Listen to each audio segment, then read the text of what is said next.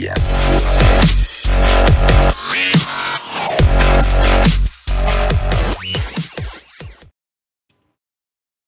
morning, Wise Take Nation. This is El Stevo, and I am joined today with WigSpitter, and this is the Wise Take MMA DFS podcast. As before, I am your host, Stevo, and I'm joined by WigSpitter. You can find him at JeffPO. Find me at L_Steve_O. What's going on, WigSpitter? Oh man, it's another beautiful Wednesday morning. Getting ready to go over this UFC 222. Hell yeah. This is gonna be a great card. I'm actually very excited for this one. It's been the first numbered one in a little while. We've had 6 weeks of straight MMA action from the UFC. So this is gonna be the first one, and then after that there's a 2-week break? Yeah.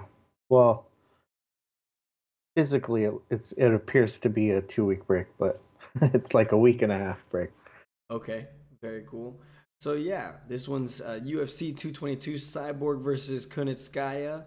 I mean, this is a totally loaded card, at least for right now. There's been no scratches. There's been nobody missing weight yet, and we've got a bunch of fights to go over. So, you ready, Wig? You got 3, 4, 7. We got 12 matches to go over. We'll get right into it. Starting right away at light heavyweight, we got Jordan Johnson versus Adam Milstead. You've got Johnson, who's undefeated so far, 8-0 in total, 2-0 in the UFC, with mostly decisions and submissions. And then we've got Adam Milstead, who's 8-1. His only loss, or not loss, but his no contest was against Curtis Blades. Can you elaborate just a little bit on that one? I wasn't able to find too much yet, but what happened with that no contest? Did he get popped, or was there just a cut or something or a headbutt or something that stopped the fight? Well, Curtis Blades body slammed his ass into the shadow realm, and then he was on chicken legs. He was chicken dancing around the ring, and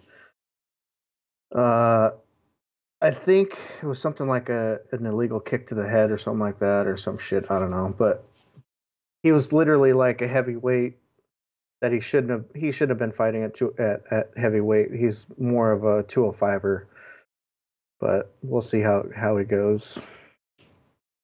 Okie dokie. All right. So that one slipped, didn't it? Yeah. It's all good. We're moving right along. So who do you think so far about this? Any notable information on any of these guys? These guys are relatively new to me in light heavyweight. Yeah, Jordan Johnson's actually a decorated grappler. He's actually a no-gi champion, Brazilian Jiu-Jitsu champion. Solid striking, good cardio. Milstead, I'm not too impressed with him. He seems like he throws a lot of haymakers, throws everything he has behind his punches. Maybe it'll transfer over a little bit better at the 205, but going up against a guy like Johnson, who's just going to take you down, grind you to the mat, work for top control, rinse and repeat. Milstead did get up against Curtis Blades, which is a strong heavyweight. You saw what he did against Mark Hunt. Yeah. He literally kept taking him down. And Milstead showed get-up power against Blades, but Jordan Johnson's one of those guys where not only is he going to take you down, he's going to try to submit you as well. So I think Johnson has the edge in this fight, but his salary on DraftKings is $9,100. He's a -310 favorite. According to Vegas, Milstead's salary $7,100, and he's a +255 underdog. So it's Johnson's according to Vegas, he's a pretty heavy favorite, but okay. His salary's up there though, $9,100, man. That's pretty high. It's a bit pricey for a lineup. He better. Sheesh. All right, Yeah. Going right along into the next prelim fight, we're gonna talk about Bryan Caraway versus Cody Stamann, Mr. Misha Tate. I feel bad for this guy, man. I feel bad for Caraway, actually. Me too. Actually, I like the guy.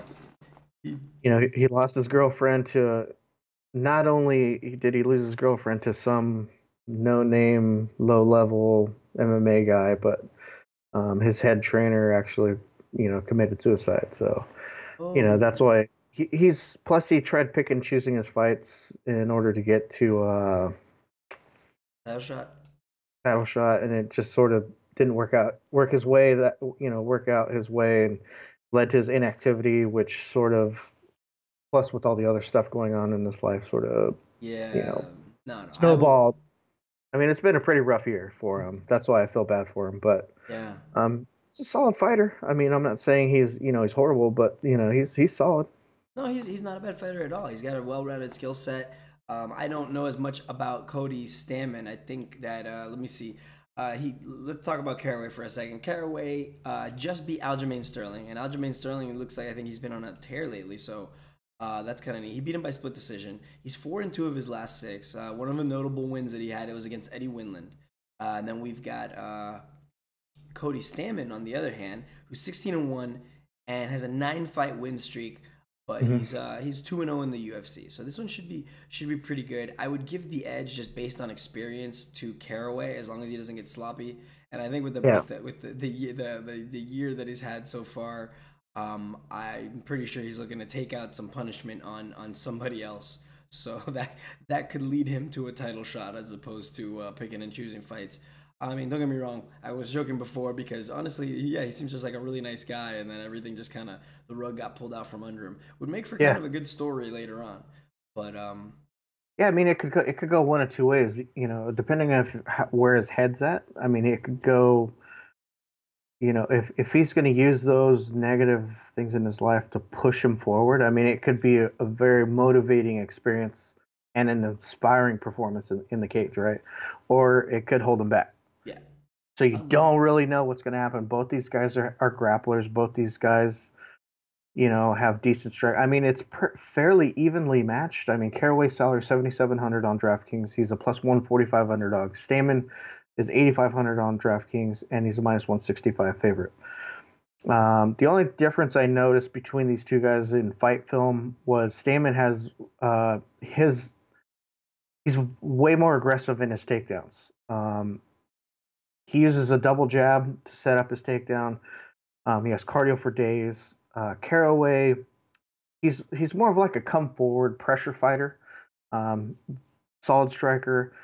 Um, so it's going to be one of those things like whose defense is going to give up worse. I mean, it could be that their grappling negates each other and it turns into a stand up battle.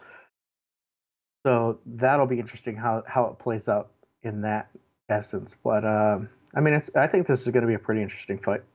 yeah, I agree. I think it's really we're gonna see who really wants to enforce their game on that Hmm. one. I couldn't tell you which way either way yet. I'm still not done with my bit of research and fight video. I've seen enough of Caraway to know, but I got to look up some Cody Stamann, see what he's about. So moving right along, go to the next one, the main event of the early prelims. We've got Mike Pyle versus Zach Otto. So this is a welterweight tilt. We've got Otto, who's I mean, both of these guys have been in the UFC for a little while.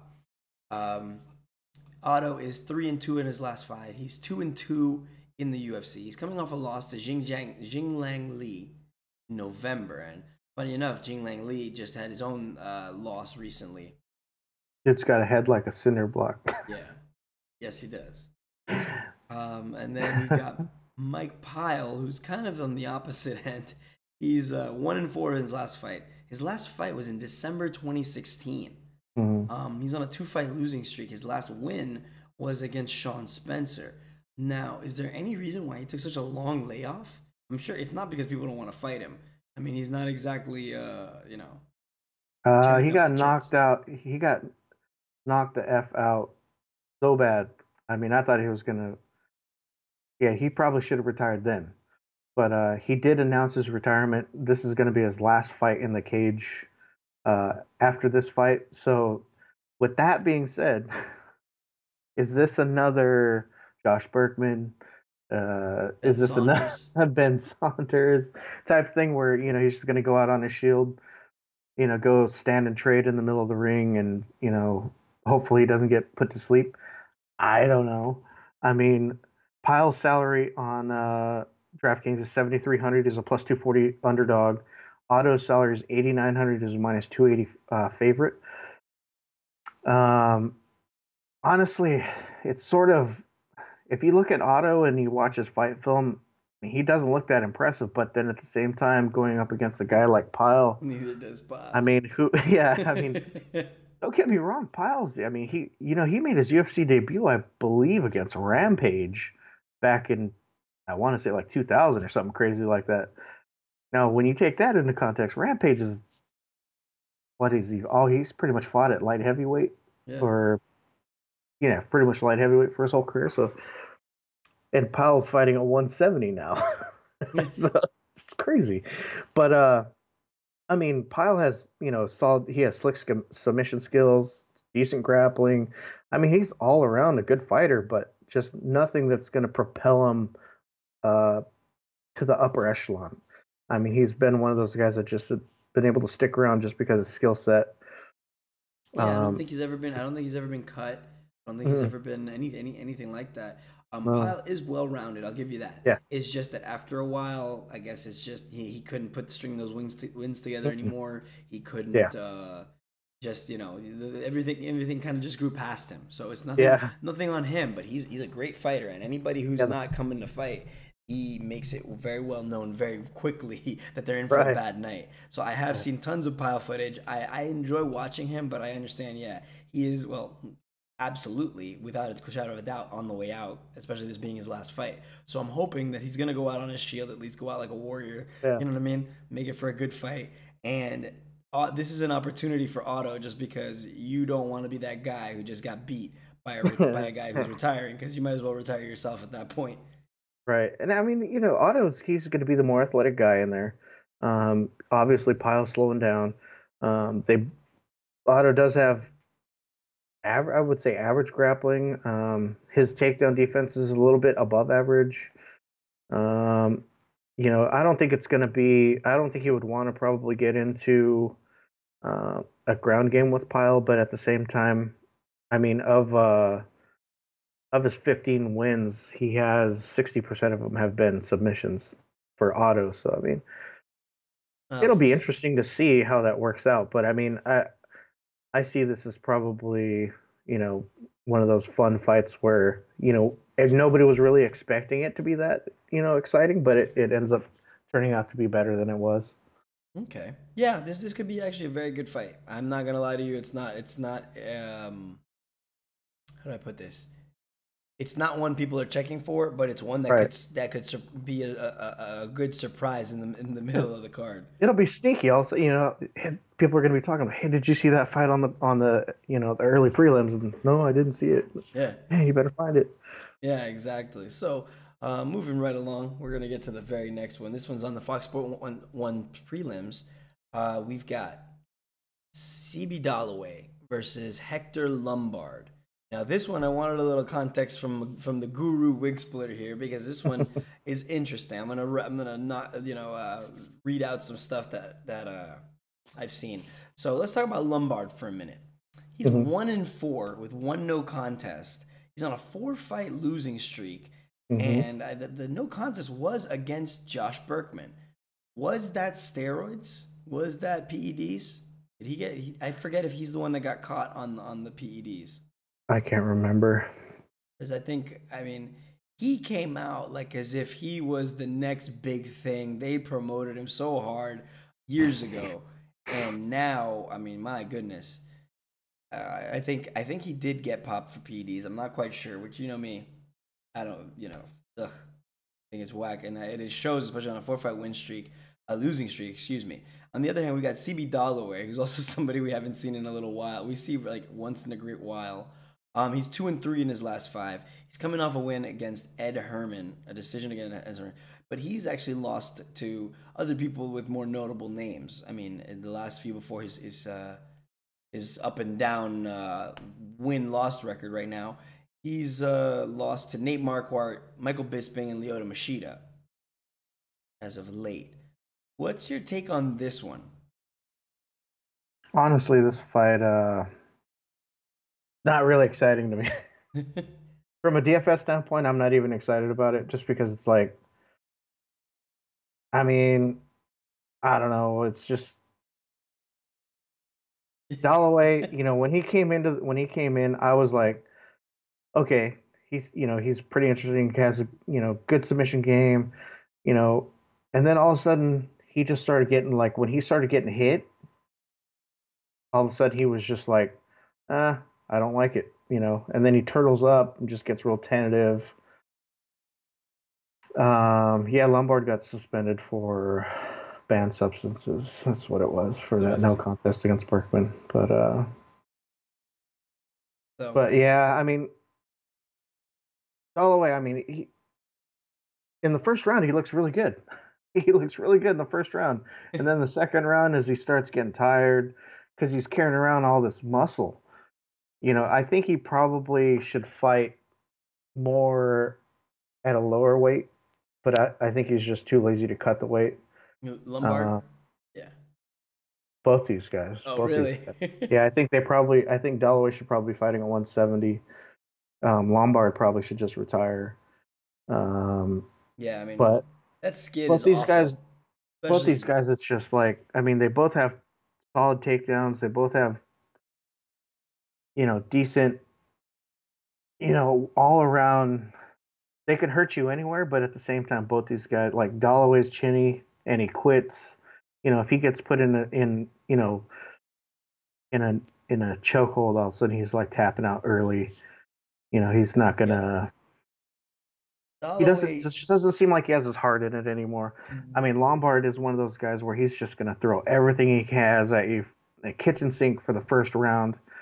And if he catches you, awesome. If not, then he's gonna gas. So then it could be just one of those fights where the second and third round they're both staring at each other, throwing, little feints, maybe pushing each other against the cage, and then you're just like going, all right, just let me go check on the food in the barbecue pit.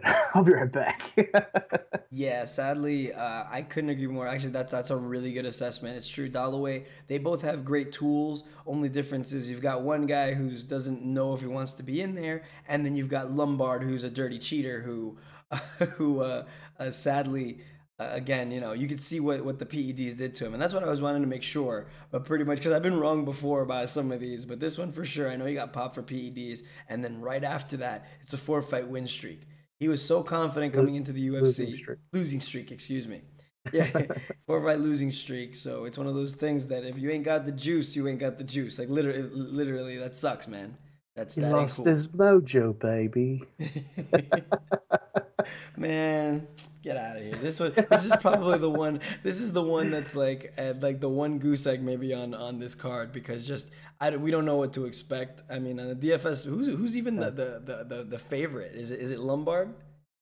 Oh, did I not say that? That's how uninterested I was. I just was like, I glazed over it. Yeah, Dalloway's salary is 7,200. He's a minus 120 or plus 125 underdog. Lombard's salary is 9,000, and he's a minus 145 favorite.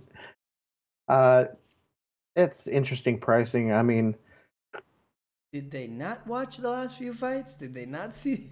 I mean, it could be a get right spot for him. I mean, Dollaway is chinny, and he tends to quit when he gets hit. So yeah, I mean, I actually, I don't know. Yeah, exactly. I mean, from a standpoint, I mean, if you're willing to spend up for Lombard, and hopefully he gets a KO or TKO in round 2, or even if it's round 1, I mean, okay, so that'll get you 100 or so points. But if you're gonna gamble on Dollaway at 7,200 for a decision, I mean, that's possible too.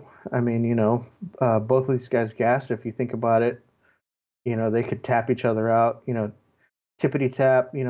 Jab each other for the next 3 rounds, and then by the end of the fight, they accumulated 70 or so significant strikes, and you're looking at 70 points for Dollaway decision victory. I mean, it's possible. Can you guys out there tell that we're really not excited about this one fight? We're really like just dogging it. So let's go right into the next one. All right, a fight that I'm much more excited about. John Dodson versus Penyer Munoz. This was scratched from an earlier fight card.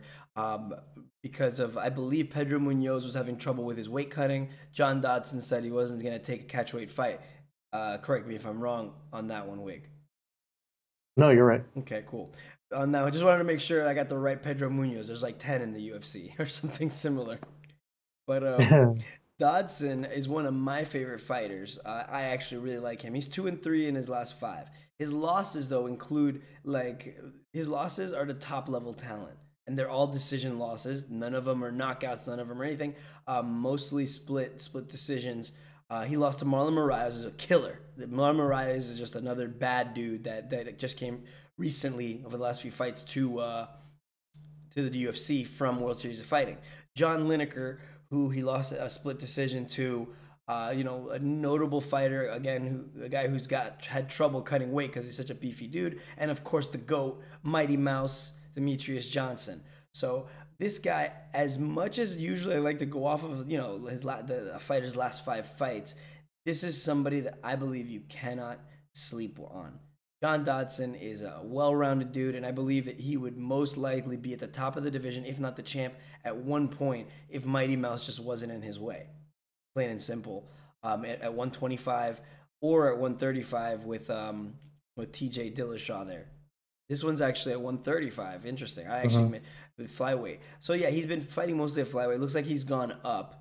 And he's still, now he's a guy who can knock people out. He has actually got some heavy hands at times. Even at these lower weights, you could expect to see him a lot, but maybe at the lower weight, these guys aren't as chinny, so you may see him en route to a decision, in my opinion. Munoz, on the other hand, is 4-1 in his last 5, coming off a win against Rob Font. His loss, I guess, was against Jimmy Rivera, but that was, I believe, in 2016. Nothing really notable yet from Pedro Munoz.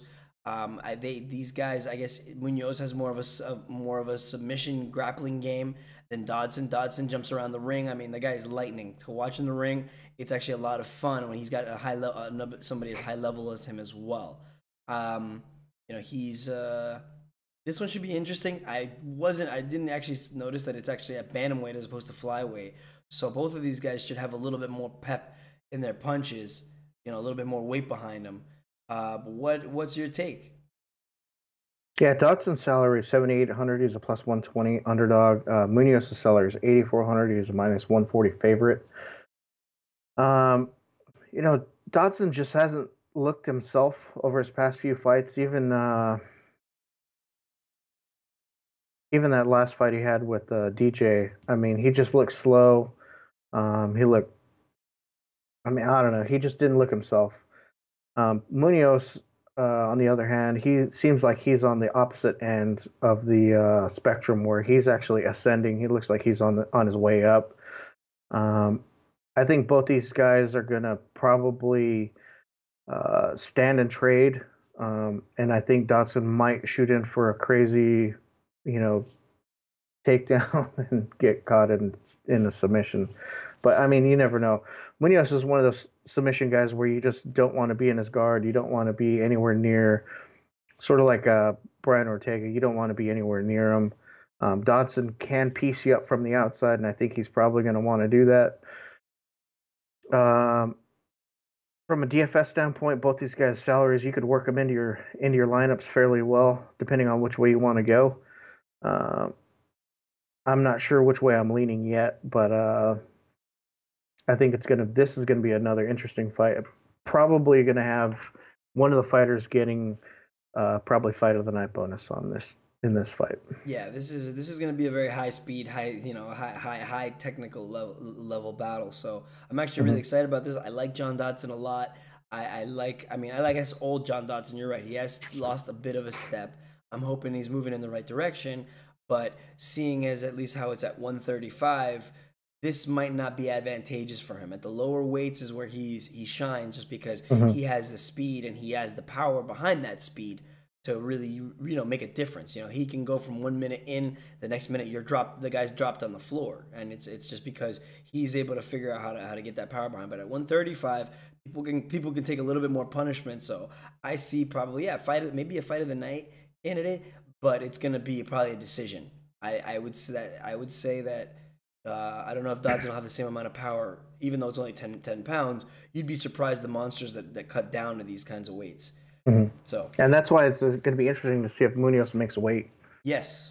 Yeah, because I mean, if I think their last fight was supposed to be a flyweight, so if Dodson relented and let it happen at 135, it's disadvantageous to Dodson. That's just my take, but I mean, at a higher weight, I don't know. He's not gonna have the same amount of power, or maybe he is. Who can say? We'll tune into that one for sure. That one's one I'm definitely keeping my eye on. All right, moving right along. This one is this one correct? Beneil Dariush versus Alexander Hernandez. Yeah, Beneil Dariush. Okay, this one I don't have too much info on actually, so I'm gonna let you lead for this one. Alexander the Great, I feel like he was on a recent card, and Beneil Dariush is one of those sneaky fighters who actually is how do you say, like, almost like is underrated compared to some of the talent that he's beaten and some of the people that he's beaten, if I'm not mistaken. Mm-hmm. So he's one of those guys you can't sleep on. Dariush is. He's a pretty well-rounded fighter. I mean, he's good pretty much everywhere. Solid striking. He has good power. He has solid grappling, cardio. Has been suspect the last couple fights. It looks like he's gassed a little bit. His Dariush salary on DraftKings is 9,200. He's a -380 favorite according to Vegas. Hernandez's salary is 7,000. He's a +315 underdog. The fight video I was able to see about on Hernandez seems like he's a decent grappler. He has taken this fight on short notice, so take that into context. And when I mean short notice, I believe he took the fight like 3.5 weeks ago. Oh wow! Or 2.5 weeks ago, something like that. I mean, it's not like a full on. I mean, I have no idea if he was in a fight camp, but I mean, training for somebody else as opposed to a top, 12, top 15 guy like Dariush. That's a tough task. It's one of those guys where you're going to go into the ring with a trained killer, and this dude Dariush he's a solid fighter. But it's possible. I mean, it all depends on how him making his UFC debut, how he handles the pressure under the lights. As we saw last week with Michel Prashnia coming in there, looking like he's in a World Star hip hop video with his hands down, and Sam Alvey connects with the backing up counter right to put him to sleep. I mean, I was like, come on, man. Really? Like, you got your hands at your hips, bro. Yeah. But yeah, I mean, it could be one of those things. It's going to be interesting. Dariush's salary, 9,200. That's, the third highest on this card. Yeah. Alan and Hernandez's salary, 7,000. So I think he's the second lowest. Okay. So you never know. I mean, it could be worth one of those flyer things. If you're building your lineup and you want to go, you want to go straight boom or bust type thing. I mean, it's going to be a tough fight. I mean, I saw a video interview with Hernandez, and I can't remember the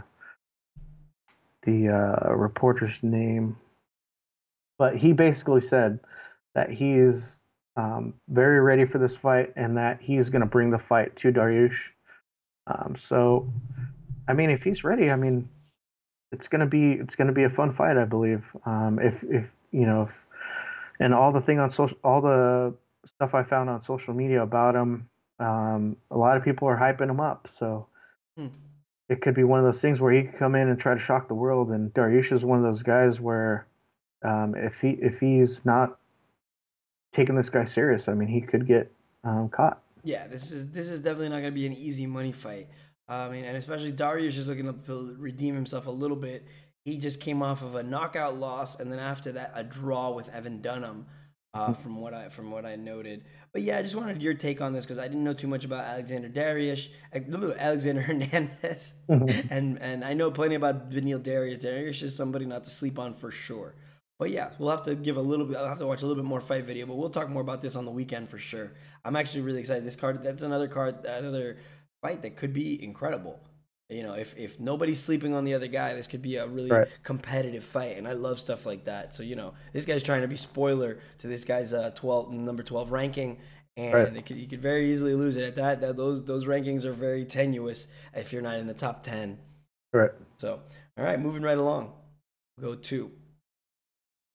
This is one that I'm also a little bit interested in, but not for the same reasons. I want to see. Let's talk about this actually. Ashley Yoder, you know, versus Mackenzie Dern. Now, those of you who don't know anything about Brazilian Jiu-Jitsu, Check her Instagram out, bro. Yes, Oh sir, my right? lord. Mackenzie Dern is pretty much like one of the more hyped Brazilian Jiu-Jitsu women on there for many reasons, not just her Jiu-Jitsu. If you check out her Instagram, you'll see what we're talking about. Mackenzie Dern is a high-level Brazilian Jiu-Jitsu practitioner. High level. No, I mean, I was being funny earlier about checking her Instagram out. Honestly, do if you have some time, do it. It is safe for work, but yeah, no, seriously, she has some. I mean, she's a high level Brazilian Jiu-Jitsu practitioner. Yes. But yeah, go ahead. Listen, she's essentially she's more than a pretty face. I mean, real talk. If you get a chance to look, I mean, you'll see why the UFC has been dying to have her for a little bit. They've told her to go get a little bit of experience out in other things, and she's 5-0. However, I will give you this with a disclaimer: she is not great at her weight cut. This is a 115-pound fight, and she is god awful at making weight. The fact that she's in the UFC is amazing to me because I thought she had a few more fights that she could prove herself at before making that weight. That's the only thing that's like really, and the thing is she's high level. They want her to be the next Ronda Rousey if possible. I mean, but no, they don't want her to be the next Ronda Rousey. They want her to be the next like Joanna Zarek or yes, they want her to be somebody who's notable. I mean, listen, Ronda and her Rousey had no defense. Yeah. Well, head movement. You hit when your head coach, your head trainer Ed is saying head movement, and you don't teach her how to move your head. I mean, that's all goes back to the gym. If you're not teaching them how to do that, yes, and you're just teaching her to go. No, it's pretty bad. Yeah, but we'll knock on that later. For more info on Rousey, you guys can go check the WWE. She has just debuted as one of their big stars, and now I think she's on her way to WrestleMania. And she showed that she still doesn't have head movement. She got slapped right in the middle of the ring. You didn't think I saw that, did you? No, I saw it. I didn't actually. You're a fool for that one because I didn't expect She should have seen that hand coming because it started way back here. It started way back here from Mars and came and said, "Kapang!" What did the 5 fingers say to the face, Rhonda? Slap. No, Yep. but all right, moving right along. But yes, Mackenzie Dern has a lot of hype coming in behind her. She's like I said, very, very, very skilled jiu-jitsu practitioner. I follow a lot of the grappling stuff, actually almost more than some of the fight things and fights in general. But Mackenzie Dern's no joke. She's a pretty incredible jiu-jitsu practitioner. I'd like to see how her hands work. But most of the time, her jiu-jitsu is so good, it's not necessary. We'll see if now she can actually go up against somebody at a way higher level and see if her jiu-jitsu can stand or if she's actually training and if she even makes the weight. Because right now, I mean, that's my biggest concern. I think it might even get scratched because who wants to go up against a media darling who can't make weight? Yoder, however, Ashley Yoder is 2-3 in her last 5. She's on a 2-fight losing streak. Her last losses, however, were against Angela Hill and Justine Kish. She's 0-2 in the UFC right now. So the way it's looking is they're going to try to feed her to Mackenzie, at least to kind of get her in the record books. Whether she's a spoiler or not remains to be seen. What's your take on all this besides the hilarity that has ensued? Well, you got to remember, Justine Kish is famous for some really intense crap in the ring. I can't believe you were able to find a way to get a pun in there. Hey, you got it. I got it. Yoder, she's called the Spider Monkey, right? she goes for some weird, like, I mean, she does some like novice stuff in the cage. I mean, her striking is below average. Um, what I noticed in her fights is it's pretty. I mean, actually, let me go on to Mackenzie Dern before I talk about Yoder. If you watched her last two fights in Invicta, her striking has improved immensely. And if she's improving at her age, I think she's only like what 25, 21, 22. She's 3 young. something. Yeah, I mean, she's learning like at hyper speed. So that was one of the things that, like, the biggest knock on her was she didn't have any striking. So if you watched her last two fights, it was leaps and bounds progression. Like her combinations, I mean, everything looked better. Um, Now going back to Yoder, if you watch her fights, she keeps her head right on the center line. There's no movement. So what happens if you have a decent jab, even if you don't have a jab, and if the opponent's not moving, Yeah. ping. Even if you have horrible striking and you're not moving your head, guess what? You're going to get hit. I mean, so it's going to be it's going to be a good warm up fight. And I'm not saying Yoder is, a tin can or a jobber that's not going to put up a good fight. I mean, because she'll probably. I think this probably goes to decision. I don't see it being unless Dern is just able to get her down in the first or second round and just, maybe armbar or maybe triangle choker or something out. But I think Yoder's probably going to be game enough to where it goes to decision. Yoder's salary is 7,200. She's a plus 315 underdog. Dern's salary is 9,000, and she's a minus 380. Now, big cause for concern would be, yes, the weight cutting. Can she make it? We'll have to see. Friday will be the weigh-ins. We'll have to see how she looks. If she looks completely sunken in, or like just straight Skeletor style, that would cause me for concern going into the fight. But I mean, Yoder isn't necessarily that much of a striker to where I would be, I would want to fade her. But Dern Seller at 9,000, making her debut for a decision victory, sort of, might be good for cash, but I'm not sure for a GPP if it's going to get you there. Unless she gets that early submission. That's the only thing I could say. Yeah, I totally get you there. Like I said, this will be one to watch for sure, just because of the fact that it's an interesting matchup. We're gonna see if Yoder is actually improving any, and we'll see if Mackenzie Dern really belongs in the UFC and if she can actually make weight. That's the big thing there. Not to mention, if she does make the weight, how bad will it affect her? Because she's not. Again, if you check out her Instagram, you'll see she's not exactly a very, very tiny girl. Hopefully a wardrobe malfunction, Janet Jackson style. What? Well, we will see. This is all right. Moving right along because we're being fools with that one. We're going right along to Cat Zingano versus Ketlin Vieira. Cat Zingano is a badass. That's one of those few times that Cat Zingano is one of those girls that is just from the very outset that she came into the UFC, man, she was on a tear. Only difference is now, I think she had, I mean, a lot of crazy things happened in her life. Yeah. Sadly, her husband committed suicide. I believe that that would affect anybody, plain and simple. Yeah. But she was a title contender against Ronda Rousey. She got armbarred in about 14 seconds, if I'm not mistaken. Currently, she's 2-3 in her last fight. She's on a 2-fight losing streak. Her losses are to Juliana Pena and Ronda Rousey. Her last fight, though, was in July 2016. Before then, she was on that 9-fight win streak.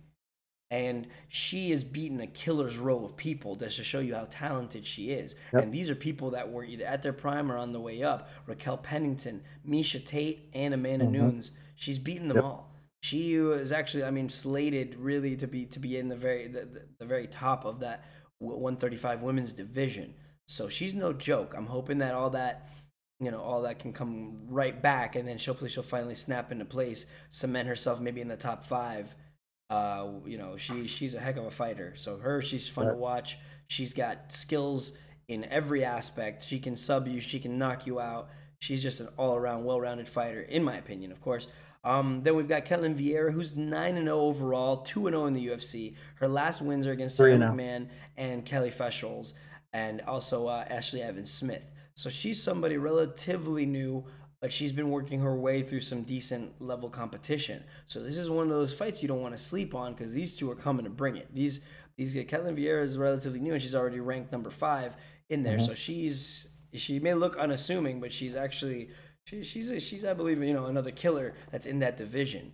Their skill sets are a little bit. I mean, they're about the same. I mean, Cat Zingano's stand-up game is a little bit better than Vieira's, I would say. Vieira's submission game is probably a little bit better than Cat Zingano's. I don't know what she's been training in, so it's been a little while. So I'm hoping that there's not too much ring rust, and we get to see like the fight that we deserve on this one, because this one is going to be good. What anything to add to that? Yeah, both these ladies are going to bring it. I have a feeling this is going to be one of those fights where if you haven't watched women's MMA, this will be one of those ones where you're going to be like, wow, because Zingano is a brute. I mean, and she just doesn't give up. She has the heart of a warrior.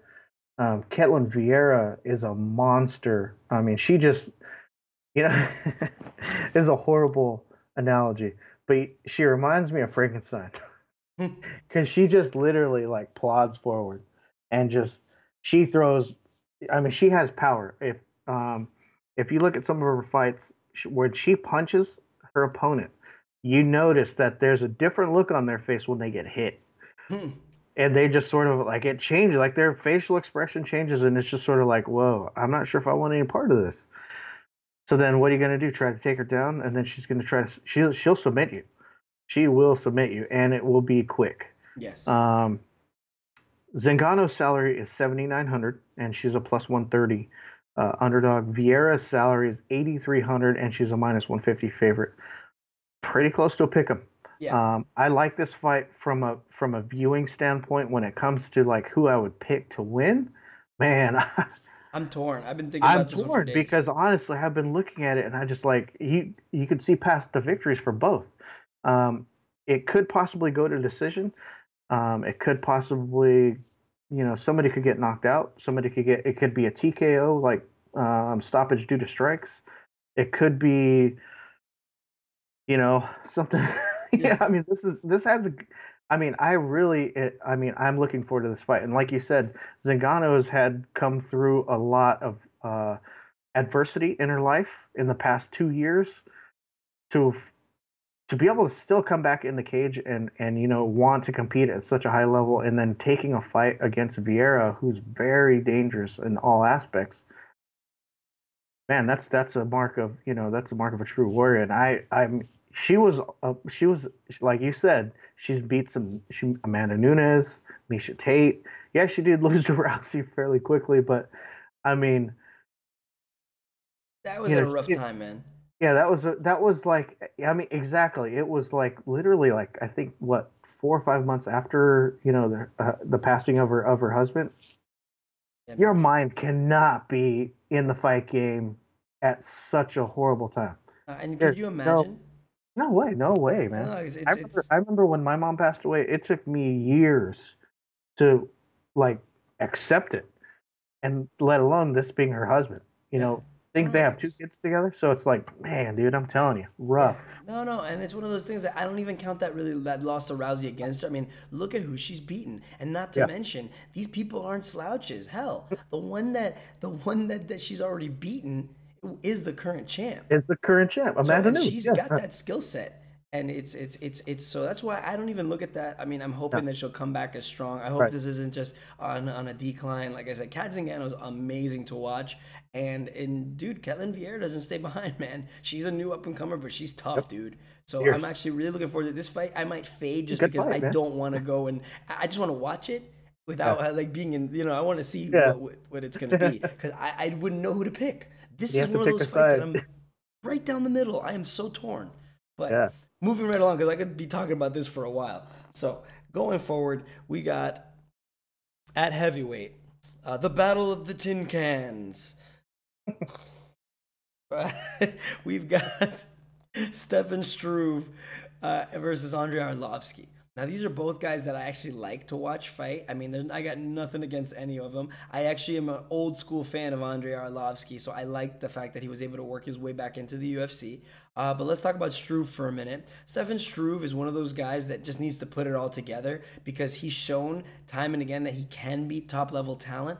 And mind you, he also has had to deal with some medical issues, which hasn't helped his road to the top. He had some heart issues. He was 3-2. He's 3-2 in his last 5. His last loss was just Alexander Volkov. Before that, he had 2 wins against Bigfoot steroid junkie Silva and Daniel OMalley. But Bigfoot, no matter what, steroids or not, I mean, he was always at the top of the division, and he was able to beat him. Mind you, he's on the decline. Daniel Omenchuk is a little bit newer to the scene, and he was able to beat him. Struve has a decent skill set. No matter where you put him, he has tools to win fights. So the problem is, like I said, is sometimes I feel he just does not take advantage of those tools simply because, I mean, mind you, he's 7 feet tall. He has an 84-inch reach. On Arlovski alone, he has a 7-inch reach advantage. And Arlovski is long. Arlovski is a long dude himself. So having that much of a freaking... long, bro. What? He's long. Yeah. Yeah, I think so. You just... Oh, this is man, a family program. You're nasty. But bringing anyway, that into the game, bro. Yeah, but no, he's got a long reach, and Stefan Struve, like I said, is a good fighter. However, I have yet to see him be able to put it together to make his way to a title shot.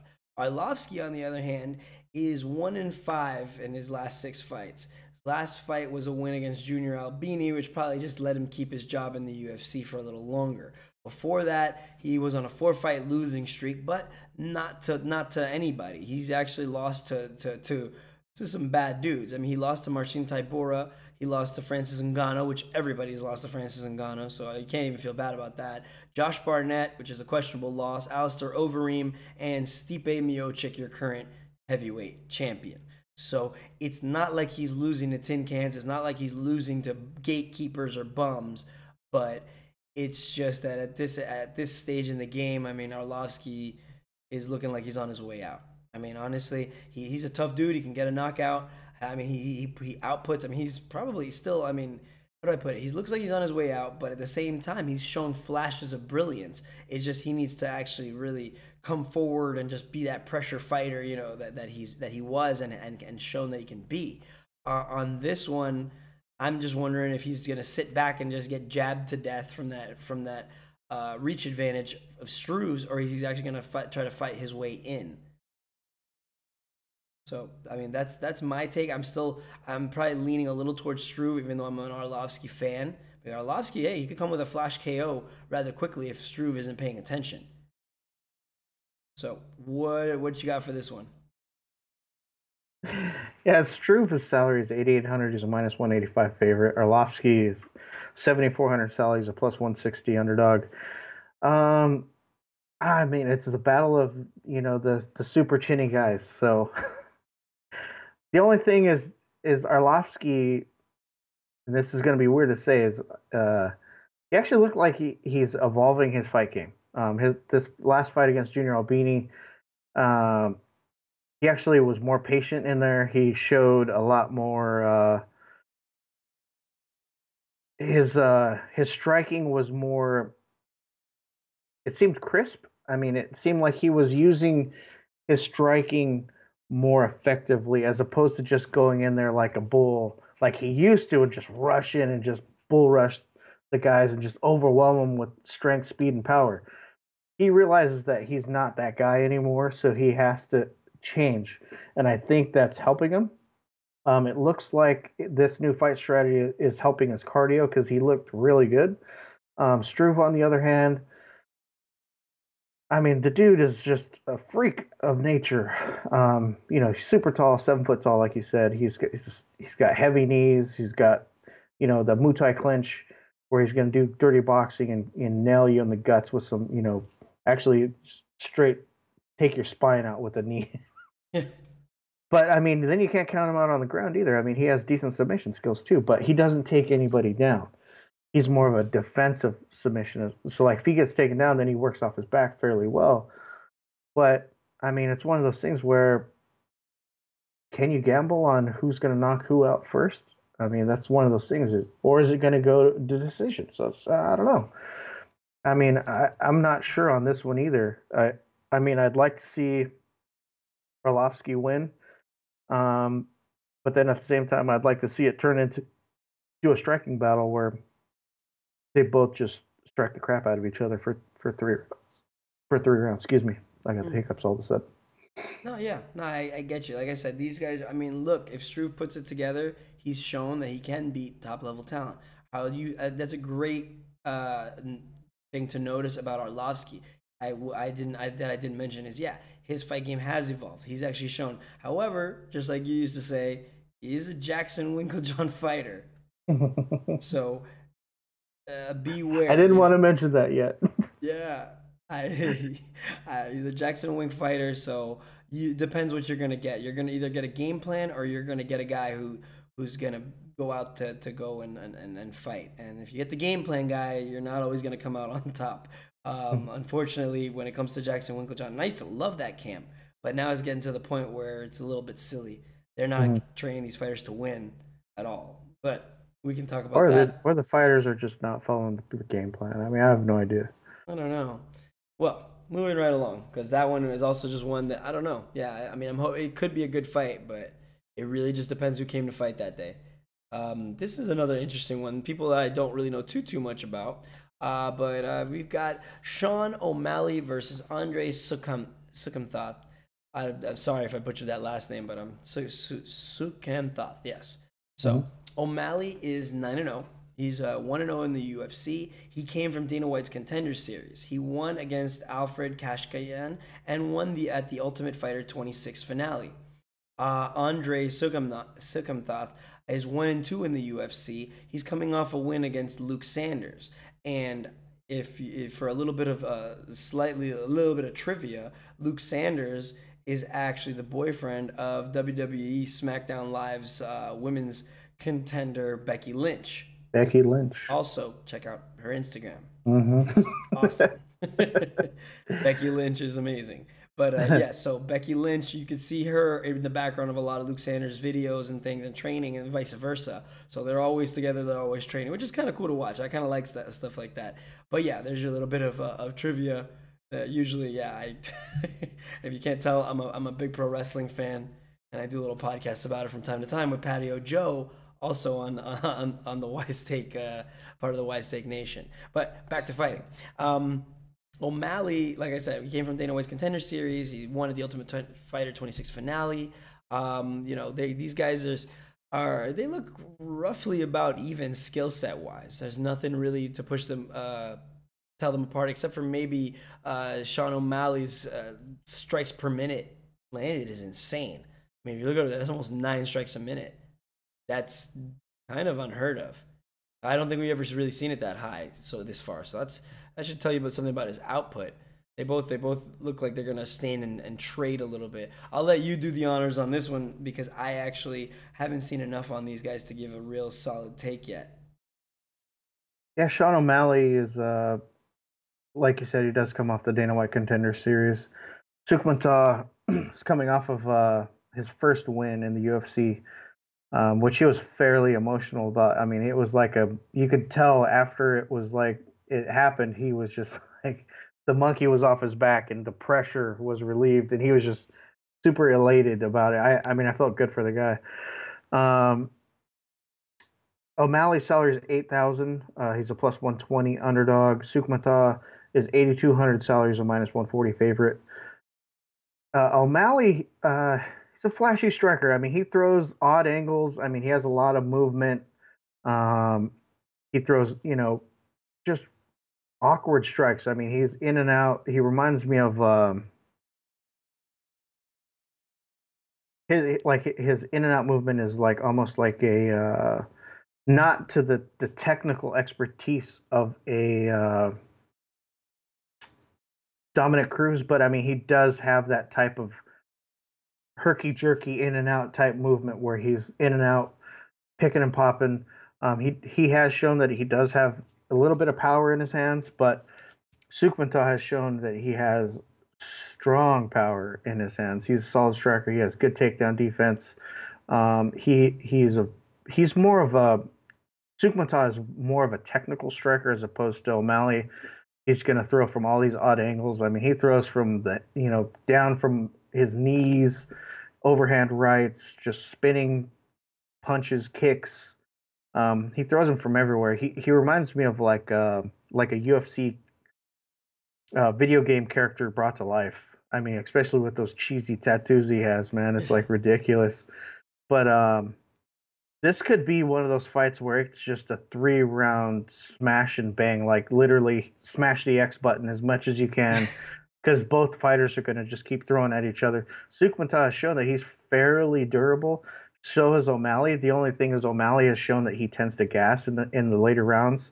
But he did fight through it in his last fight where he literally that third round. I mean, he was gassed in that second round. I mean, he was out he was running on vapors, and then that third round he came out and he was just powered through it, and he was able to get that decision. But against a guy like Sucuenta who's not going to give up and he's going to be in your face and throwing right back at you. I mean, this could be fight of the night candidate easily.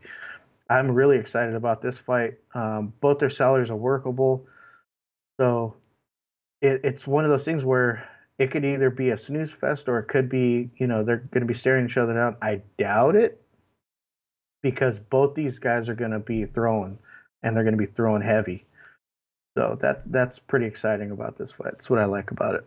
Very cool. Yeah, that's another one that I'm excited about. All right, going right on to this fight. I've been waiting to talk on this show about one of my favorite fighters of all time, Frankie Edgar versus Bryan Ortega. This was originally supposed to be for the 145-pound title against Max Holloway. So this fight, Frankie Edgar versus Bryan Ortega. This guy Bryan Ortega has just been ripping up the division little by little. Right now, Frankie Edgar is as solid as they come. Definitely, yeah, he might get dropped during the fights, but he's certainly not chinny. I mean, my God. He's just a small guy. This is a guy that was your 155-pound champ and was about 10 or 15 pounds below the weight. This guy's a legend. Like, yep. Edgar, it's amazing how incredibly relevant he's kept himself. He's always been at the top of the division.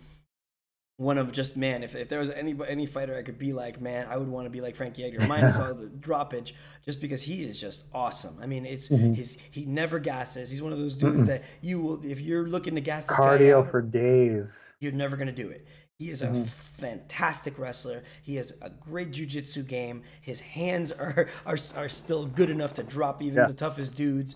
I mean, he's 4-1 in his last 5. He has a 2-fight win streak, and let me tell you, anybody who goes in to fight with him, they gotta be ready for war. This guy is no quit, ultimate level heart.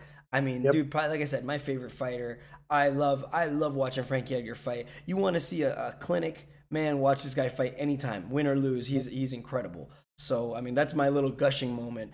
His last wins are against Yair Rodriguez and against, go figure, Jeremy Stevens, who won last week. I mean, I'd like to see them fight again now, just because that'd be a hell of a barn burner. His last loss was to Jose Aldo. I don't know, for whatever reason, sometimes some of these guys have his number. Jose Aldo might be one of them, but that was against a much improved Jose Aldo after his loss to. You saw that. I mean, he figured out Edgar's game and kind of stuck to it. I mean, I remember Aldo was just nailing him with those knees in the chest that would just stop him from coming in, and that really threw off his game. Of course, I will always find out after the fact what is that WigSpitter is cracking up about. But going forward, besides that, I mean, he's pretty much beaten everybody except for Ben Henderson and Jose Aldo. I actually wouldn't doubt that his fight with Max Holloway would be pretty close, because his skill set has just tons of depth to it. So I wouldn't be surprised but Holloway's a beast himself. So I mean, that'd be a heck of a test for a young champion. It could have gone either way. However, we've also got Bryan Ortega, 13-0, 5-0 in the UFC with 1 no contest. His last wins have been against Cub Swanson, Renato Carneiro, Clay Guida, and Diego Brandao. Now, Diego Brandao, nothing to write home about. Clay Guida is much improved. Renato Carneiro is also somebody who's in there, but I mean, Cub Swanson, he just submitted Cub Swanson after that incredible battle that Cub had against Doo Ho Choi. He actually subbed him with a guillotine. Well, it was a nasty guillotine. So, yeah, that being said, I mean, Ortega's, like I said, an up-and-comer. He's, they've got, I mean, if you look, these guys have roughly about the same output. Frankie likes to stay standing whenever possible, though. I think Ortega is definitely more of a grappler and, decision fighter. But nobody to sleep on. This would be a great test for Frankie, because if he can beat such a young up-and-comer like Bryan Ortega, Holloway, I mean, essentially this is kind of for Edgar to keep his title shot, So I'm curious to see how this one's going to go as well, because this is Ortega's chance to actually steal that slot right away and challenge Max Holloway for a title shot. What do you got for this one? Yeah, Edgar's salary is $8,700 on DraftKings. He's a minus 170 favorite. Ortega's salary is $7,500. He's a plus 150 underdog. I mean, if you just look at Edgar's overall record in the UFC, 16-5-1. Dang, that's a lot of fights. That's amazing. Ortega's 5-0. He's king of the comeback. Those late round come from behind victories. I mean, he takes a lot of punches. He absorbs a lot of hits. And against a guy like Edgar, who's going to dish it out, I don't know, man. I mean, it could be one of those things where the old dogs teaching the new dogs some new tricks. But I mean, this has another fight of the night written all over it, and I don't know who to pick on this one, because I mean, if somehow Edgar has a lapse in judgment and maybe shoots for a single leg and leaves his neck out, Ortega's going to jump on that thing and do another standing guillotine or, something insane. I have no idea, man. This fight, I mean, it's intriguing from a viewer standpoint. From a DFS standpoint, you'd almost have to make one line with Edgar and one line with Ortega, just because of, especially in the tournament, I mean, you just sort of have to go, who would you want to win? It's rough, because I mean, it could go either way. It's a coin toss. Yeah. It all depends on how the fight script plays out, and they could see how, they both have past victories, and Edgar's one of those guys you could never count out.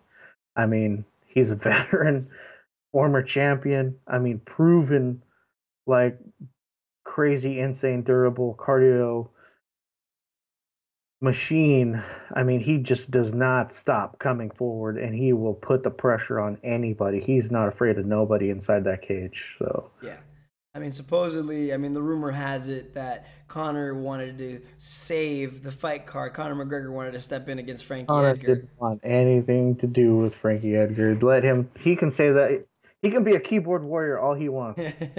I mean, he could be that guy sitting behind the keyboard and say, I told them guys, who the fuck is this guy? I'll fight Frank. No, man. He didn't want any part of Edgar, bro. And he doesn't want any part of Edgar, or else he would have took the fight a long time ago. There's no way. Yeah, I can't even debate that at all. It's true. I mean, like I said, and Frankie Edgar's manager, Edgar's so good, he doesn't even have to talk, because people know his pedigree already. And that's the funny part. Everybody else gets offended for him. He just wants to fight the best, and he proves it, because he doesn't matter who. He doesn't pick and choose his fights. It's just put him in front of me and I'll knock him down kind of mentality, and I love it. However, like you said, yeah, I mean, Ortega is not a slouch. Ortega is good with that come from behind victory. This will be a great test. I mean, but I meet my heart's with Frankie, you know what I mean? But my money, I'm still waiting to decide on where I put it. Let's be real. In DFS, you can't go into the fight game with a heart. You'll lose every time. Can't put any feeling when you're building those lineups, because you'll be on the wrong end a lot of the time. And I have been, trust me. Speaking from experience, I'm telling you guys right now. Yeah. So finally, full disclosure. Yeah. So finally, we're gonna talk about the main event. It's Chris Cyborg Justino versus Yana KUNITSKAYA. If you don't know who Cyborg is, huh? Where have you been? Yeah, where have you been? I mean, exactly. You know, Cyborg is pretty much the most terrifying woman on the planet, plain and simple. She's 19-1, 4-0 in the UFC. Just finished beating Holly Holm in a 5-round war. And then you've got Yana Kunitskaya. It's 10-3, coming from straight from Invicta. This is her UFC debut. Just beat Raquel Paaluhi. Honestly, I mean, the choice is clear here. I mean, you got somebody with an up and down record like Kunitskaya from Invicta, and then you've got Cyborg. I mean, mind you, do I not like the fact that she's used steroids in the past? Absolutely. But no matter what, I mean, after the fact, you can't deny the fact that she is a terrifying opponent for any woman. I mean, this division was pretty much made for her. Featherweight, they just said, hey, look, you need a belt. Here, take one, and then we're just gonna throw all of Invicta at you because we got nobody who wants to fight you except for Holly Holm. Yeah, but they figured out it was the penis pills, bro. It was tainted penis pills. Yeah. That was bad. Jesus Lord. But anywho, I'm long on one story today. short, we're gonna go past that. But Cyborg, I mean, like I said, there's nobody wants to fight this woman. Plain and simple. You gotta have kind of a death wish. This woman is a hard hitter, has submission skills, has a gas tank for days. I mean, she's just nasty. I mean, my God, the devil's in her punches just because nobody wants to mess with her. I honestly think the only person that could come close to beating her was Holly Holm. And if hopefully she gets a rematch, I'd love to see that run back again. I think Holly Holm has the tools to do it. But Cyborg proved in that fight that she's durable over 5 rounds or 3 rounds. It doesn't matter. Cyborg is I mean, that's it. Plain and simple. That's the woman to beat. You beat her, you make a name for yourself because there ain't anybody that's got the chops right now to do it. So if you want to bet on a Hail Mary, feel free to play Yana Kunitskaya. Don't waste your money, dude. I know, and that's me being I'll tell you right sarcastic now. because I'll tell you right now. Yeah. Anything can happen inside the cage, don't get me wrong. But if you look at the Vegas odds. Cyborg's salary is $9,700. She's the highest priced fighter on the card. She's a minus 1,700 favorite. What? Kunitskaya, 6,500 salary, and she's a plus 1,100 underdog. What does that tell you? Vegas has no faith in this lady pulling off any type of come from behind, long shot victory. Anything could happen. Don't get me wrong. Anything could happen. But if you take into context, this Kunitskaya girl lost to Tanya Evinger by submission. Man. Yeah, no, just come on, man. No, I'm with you. Listen, like I said, it's a snowball has a better chance of staying a snowball in hell at this point. Sadly, I mean, I don't want to count anybody out, but there's a clear division in skill, power, and everything else. They wanted to put somebody against her. Plain and simple. Right. That's all it is. I mean, I believe she's a high level, striker. I think she either coaches or does something for like the Russian national team, or something like that. But yeah, I mean, I'm not saying she doesn't have a chance, but I mean, nobody really has a chance against Cyborg. I made a claim like this before, and it came back to bite me in the buttocks. But that was Rose Namajunas against Joanna Jędrzejczyk. I mean. But I don't see that playing out the same way here because Thug Rose is she's an animal, and she had multiple fights in the UFC, and she's shown grit and determination. And she wasn't I mean, Jędrzejczyk was on a tear, but she was beatable. Yes. She's shown that she's hittable. She's shown that she can get taken down. She's had holes in her game. Cyborg doesn't have those kind of holes. She doesn't have that type of where you go, man, you know, she can be beaten here. I mean, if she's fighting a bigger girl, a bigger lady, then that's the only way I could see that happening. But Kunitskaya has the same. Actually, she's a little bit. She's only 5'6". I think Holly Holmes is what, 5'9", 5'8", 5'9". Excuse me. Yeah. Yeah. So you're you know, nuts. she's the same size as Cyborg, and she's going to be the smaller girl in the cage. Oh, for sure. It's Hey, listen, when Cyborg has to Cyborg cut to rehydrates. 145. Yeah, when Cyborg rehydrates, she's going to be like 160, 165. Easily. She's gonna be, and it's gonna be all anger, Yes. all aggression, and nonstop moving forward determination to destroy you. Absolutely. Hands So, down. I mean, this is one of those fights where it could either be really fast, or it could be, you know, if it's a long drawn out thing, man, I feel bad for this lady. Hopefully, Mario Yamasaki is not reffing it, Oh, because that could be really bad. that's brain damage, yeah. But on that note, that's all for today. If anything, thank you guys for watching us on YouTube, on Facebook Live, and anywhere else, or even on wisetake.com. If you like what you saw, please hit the like button, hit the subscribe button, join the nation. If you're listening to us on Podbean, iTunes, give us a 5-star review. Help us climb the charts. Help us get out there. Come and join the nation, guys. We've got all access packages for NASCAR, PGA Golf, the NBA, which is on fire right now with these guys, with these guys, Paulie D, CK. I mean, you name it. We got, of course, Cash in DFS. I mean, we've got all these guys here giving you the best in DFS possible. So please feel free to check out wisetake.com, follow us online, and let us know what you think in the comments. Let us know what you think on Facebook. Like us on Facebook as well. We tend to run contests this time. Congrats to Mr. Irving who won last week. He'll be getting his all access package very soon to all the different sports on wisetake.com. Besides that, I am El Stevo. You can find me on Twitter at El Stevo, L_Steve_O. And for the best guy in DFS in the business, you've got WigSpitter here at Jeff Poe, 1FPO. And on that note, as always, guys, for WigSpitter, I am Steve, and have fun, make that money, and be safe out there. Take care. Peace. Yeah.